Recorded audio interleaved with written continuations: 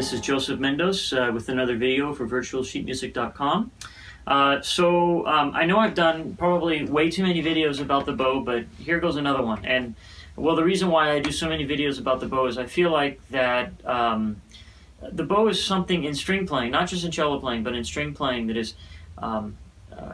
to give it a kind of a hierarchy, I think is problematic. But I would say that I think it's the one thing that is the most misunderstood. It's not that the bow is neglected in teaching. There's many fine teachers who spend a lot of time on the bow and an appropriate amount of time on the bow.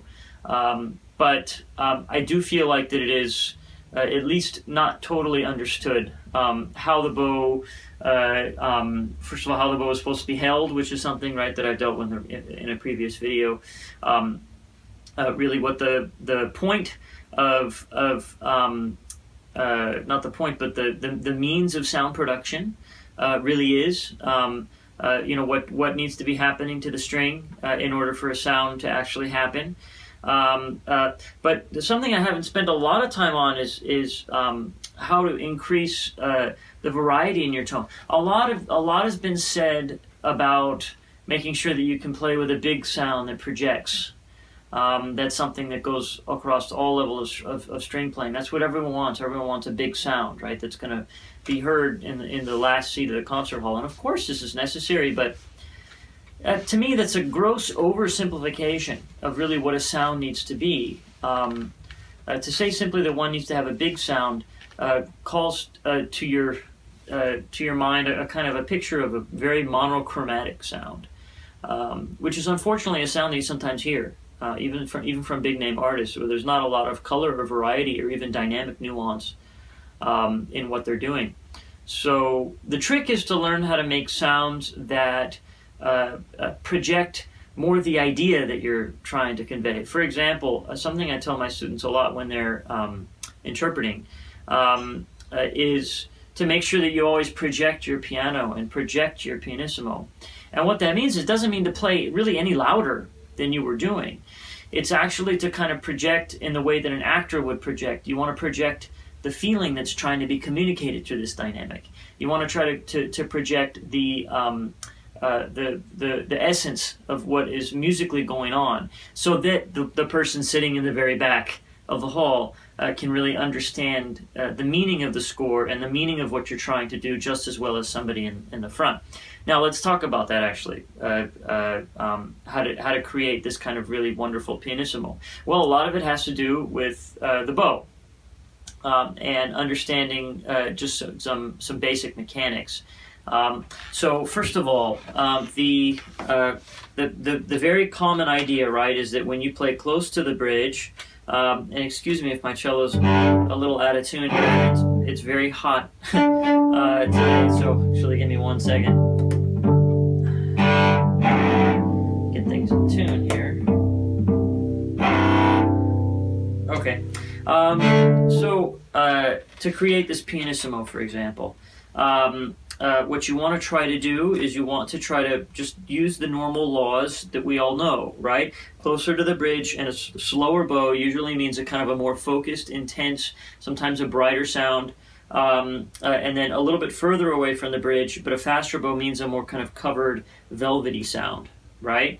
But between these two, you can actually do a wide range of dynamics. For example, it's quite possible to play very close to the bridge and play a true pianissimo. Now, a cellist that was very good at that, there's many cellists that have been very good at this, but Rostropovich comes to mind as somebody who could create this kind of pianissimo that was almost kind of on a knife edge,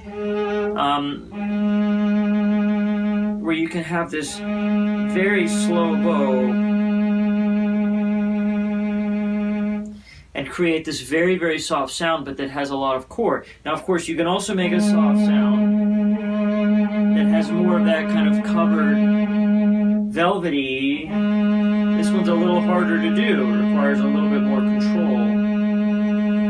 But each one has a kind of a different character, and you have to decide what's appropriate. Now, you saw the differences that I was making there was that really on the first one, this more kind of controlled pianissimo, I was much closer to the bridge, and on the second one I was much further away from the bridge. So a lot of this then has to do with obviously being in very good command of where you want to put your bow. And many people think that this is something that for a lot of players is kind of instinctive, and yes, it is that way, but we all learn at some stage that if you put the bow in a different place on the string and vary your speed and do all these things, you're going to get different sounds. So all you really have to do is just start experimenting and start really thinking more about this bow placement issue in order to get sounds that you like and sounds that you feel are appropriate to what you're doing musically. Now, there's another aspect to this too that I've talked about in other videos. To control this kind of pianissimo, you need to be playing on a curve. And you've heard me say this, I don't remember in what video, but one of them, where this curve that I talk about quite a bit, where you want to always have this kind of gentle raising of the bow as you approach the tip. Maybe you can't see that on the video, but I ended on that very soft sound. I ended much closer to the A string. Now, this is absolutely necessary to controlling the dynamic. The reason for this is that really to control the dynamic, you need to be able to sustain. Most people think of sustaining as sustaining a loud sound, but also you have to be able to sustain soft sounds as well. And so the sound can't dissipate at all. And the way you manage that is through this gentle curve motion. I'm exaggerating it a little bit, obviously, but that's how we accomplish that. Now, another way to think of this curve and to kind of get this into your technique is to do this little exercise. And what you do is you divide the bow up into, and I know I've done this kind of thing before, but this is a little different. You divide the bow up into 4, 6, or 8 parts. I guess we'll do, maybe we'll do 6. Okay, so you're just going to play just on an open D, and you're going to play that first sixth of the bow. So you want to imagine that the halfway point, is obviously right at the halfway point. Maybe that's not exactly halfway. And then from there you have 2 segments. So this is your first segment, that's your second segment, and that's your third segment. And then you get to the middle. Then you have another segment, and then the final segment, and you get to the end. And that should, unless my math is wrong, that should be 6 sections. Okay? So the first section, you're just going to go to that first section, which should be a very, very short. In fact, I think I went too far. About there. And then you're going to take your left hand, hold on to the bow, keep it right in the same spot, and then replace your hand as if now that's your new frog.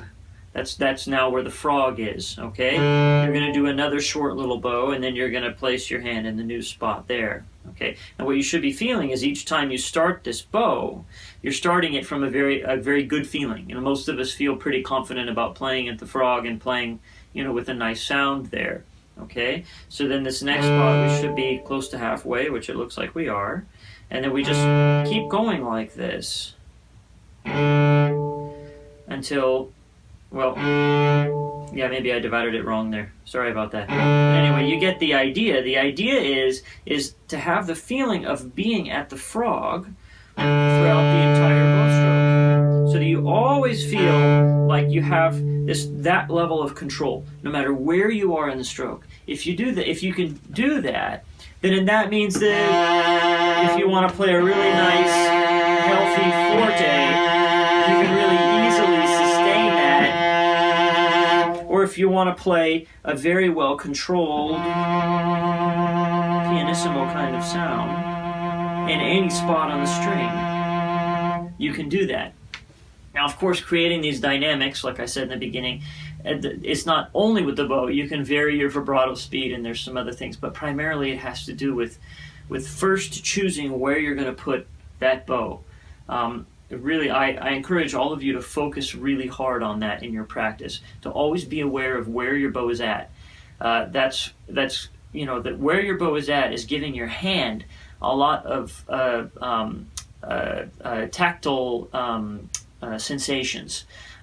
So, for example, when you're playing closer to the bridge, you're going to feel less resistance. When you're playing away from the bridge, you're going to feel less resistance. And when you play close to the bridge, you're going to feel a lot of resistance, right? And that ability to manipulate that feeling of resistance is critical in learning how to control your sound, right?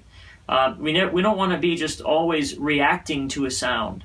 always just reacting to, and hearing, oh, that's not what I wanted. What we want is we want to be able to think of a sound and then automatically have the appropriate feeling in the right hand for how we want to create that sound. So that ideally we can just wake up in the morning and sit down and have that sound, because we have memorized, in essence, what the sound actually feels like. So again, I heartily recommend that all of you experiment greatly with putting your bow in different spots on the string and hearing what kind of different sounds you can get if you control the sound really well. And then also do that exercise, any exercise that I've given. I think I remember giving the bow pluck one like that in a previous video. Just practicing this kind of gentle lift, doing it kind of literally like that. These bow distribution exercises that I've given in the past, where you try to maintain the same articulation throughout the bow, all these things will help for you to get a feeling in your bow that you have total mastery, that you can do really anything you want in any part of the bow. You can sustain, you can play really gorgeous pianissimos, you can play very full fortes and fortissimos, you can do all of these things. So I know that video was a little bit rambly, but I think it hopefully will help. I look forward to hearing your comments. Please leave them on the virtualsheetmusic.com website. Don't leave them on YouTube. I cannot, and I will not, and I refuse to reply to them.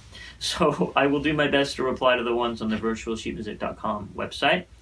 Once again, this has been Joseph Mendoes for virtualsheetmusic.com.